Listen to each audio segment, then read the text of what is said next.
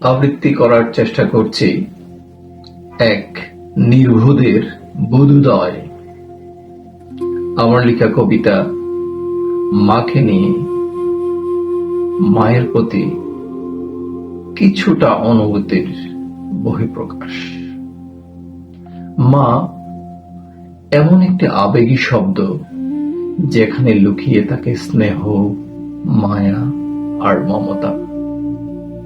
শত কষ্টে, যন্ত্রণায়, বঞ্চনায়, অবহেলায় সবকিছু নিজের মধ্যে ধারণ করে, নিজের মধ্যে লালন করে আমাকে, তোমাকে, আপনাকে জন্ম দেয় আর গড়ে তোলে।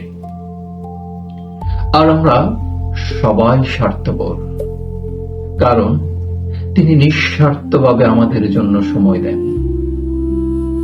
আমরা সবাই নিষ্ঠুর, কারণ তিনি সব অন্যায় মেনে নিয়ে আমাদের জন্য আবারও দুহাত তুলে মন ভরে দোয়া করেন। আমরা সবাই নৃশংস, কারণ মা আমাদের সুন্দর, উজ্জ্বল, বর্ণাঢ্য, সৎ মানুষ হওয়ার স্বপ্ন দেখেন। আরো আরো অনেক।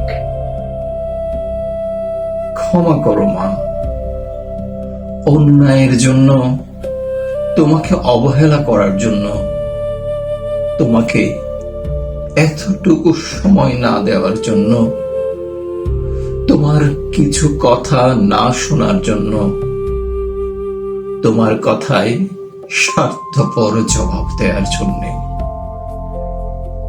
ক্ষমা করো মা, যেন আমৃত্যু তোমার সাথে অন্যায় না করতে পারি।